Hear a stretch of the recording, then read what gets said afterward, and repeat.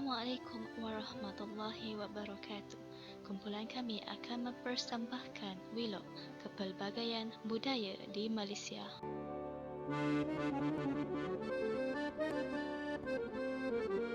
Perayaan untuk bangsa Melayu yang sering disambut secara meriah pada setiap tahun adalah seperti yang berikut.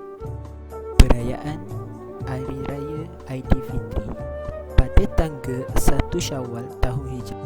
Seluruh masyarakat Islam akan menyambut perayaan Hari Raya Aidilfitri ini. Di Malaysia, perayaan Aidilfitri ini juga dipanggil dengan perayaan Hari Raya Puasa. Apabila sudah ditentukan 1 Syawal setelah melihat anak bulan, umat Islam akan beramai-ramai bertakbir raya di masjid ataupun di surau. Antara tradisi yang biasanya dilakukan pada Hari Raya Aidilfitri ini adalah dengan kunjung-mengunjung sanak saudara, saling bermaafan antara sesama kita dan menyediakan pelbagai juadah makanan untuk dihidangkan kepada para tetamu. Hari Raya Aidil Adha. Hari Raya Aidil Adha ataupun disebut Hari Raya Korban ataupun Hari Raya Haji. Seluruh umat Islam akan menyambut perayaan Aidil Adha ini pada setiap tahun pada tanggal 10 Zulhijjah. Perayaan ini adalah bersempena mengingati peristiwa kisah Nabi Ibrahim yang diperintahkan oleh Allah Subhanahu wa taala untuk menyembelih anaknya, iaitu Nabi Ismail alaihi wasallam, tetapi telah ditukar oleh Allah Subhanahu wa taala dengan seekor kibas. Oleh itu, setiap tahun untuk menyambut perayaan ini, umat Islam akan menyembelih lembu, kibas, kambing, unta atau sebagainya dan membahagikan daging tersebut pada umat Islam, terutamanya pada yang fakir miskin. Sambutan Maulidur Rasul. Sambutan ini adalah bersempena mengingati hari keputeraan Nabi Muhammad sallallahu alaihi wasallam. Pada setiap tahun pada 12 Rabiul Awal, umat Islam akan menyambut perayaan ini. Negara kita turut memeriahkan hari tersebut dengan memberi cuti umum. Dan kebiasaannya di Malaysia, sebuah organisasi itu akan membuat perarakan beserta syarahan mengenai Nabi Muhammad sallallahu alaihi wasallam, perjuangan hidupnya beserta perjuangannya untuk agama Islam. Alat dan seni muzik tradisional orang Melayu.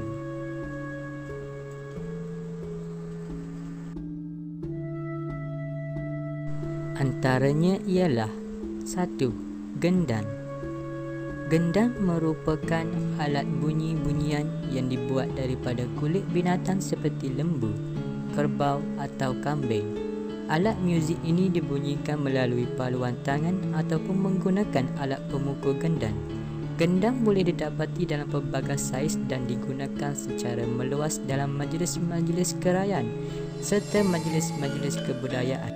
Antara contoh jenis gendang satu muka iaitu rebana ibu dan anak, kompan dan beduk.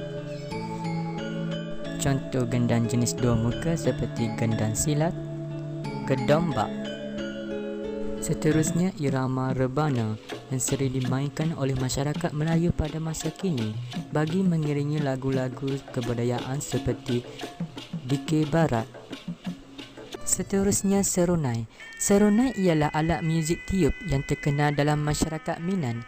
Serunai biasanya dimainkan secara bebas dan juga digabungkan dengan alat muzik tradisional lain seperti gendang.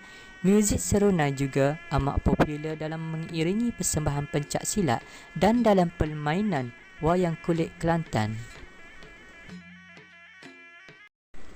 Canan. Canan merupakan sejenis alat dari keluarga gong yang berukuran kecil, berperanan sebagai alat penanda masa dalam ensembel paluan tradisional yang terdapat di Kelantan. Ia terdapat dua jenis canan yang sering digunakan, iaitu diperbuat daripada besi dan gansa. Canan dimainkan dengan mengetuk bahagian yang membonjol lalu menghasilkan bunyi atau gema. Canan dimainkan dalam pelbagai majlis kerajaan seperti persembahan muzik tradisional, misalnya seperti gamelan. Akhir sekali, alat muzik angklung. Angklung merupakan sejenis alat muzik tradisional yang menghasilkan bunyi melalui tindak balas pada rangka badan dengan menggetarkannya agar ia berlaga antara dua bahagian. Angklung dibuat daripada buluh yang diikat pada rangka buluh yang dikenali sebagai anak. Alat muzik angklung yang dimainkan di Malaysia ini berasal dari Jawa Barat Indonesia. Angklung sering dimainkan secara berkumpulan untuk majlis kerajaan dan juga sebagai iringan muzik kepada tarian-tarian tradisional seperti kuda kepan dan barangan.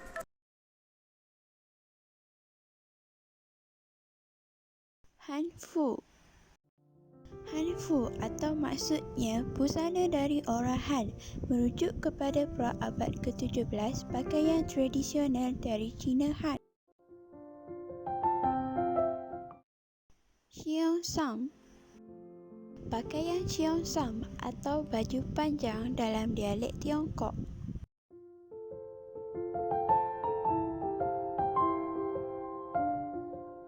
Sangfu. Sangfu membawa maksud baju dan seluar dalam dialek Kantonis.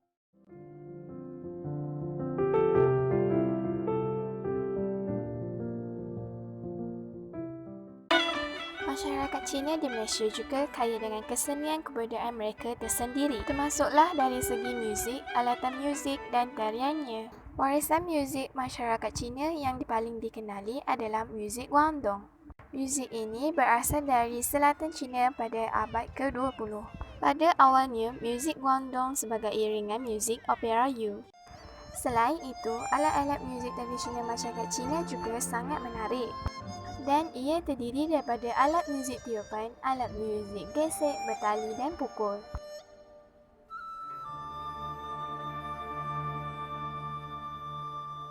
Contoh alatan muzik bertali adalah pipa, liuking, guzheng dan yangqing. Pipa digunakan dalam orkestra untuk mengiringi opera Cina dan juga dimainkan secara solo atau mengiringi nyanyian.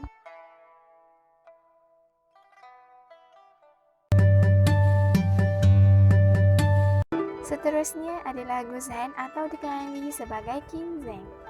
Alat muzik ini sangat popular dan merupakan instrumen yang umum untuk dimainkan di Tiongkok.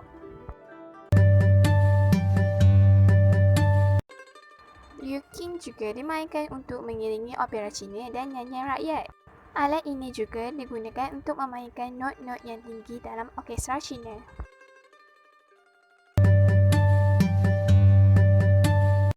Seterusnya adalah yangqing yang dimainkan secara solo untuk hiburan.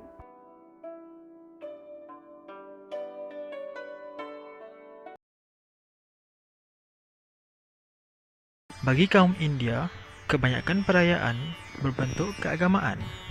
Namun, ada yang disambut oleh rakyat biasa tanpa mengira kasta atau kepercayaan. Perayaan yang paling banyak disambut termasuk Diwali, Holi, Onam, Dussehra, Bihu, Durga Puja, Christmas, Ugadi dan Vaisakhi.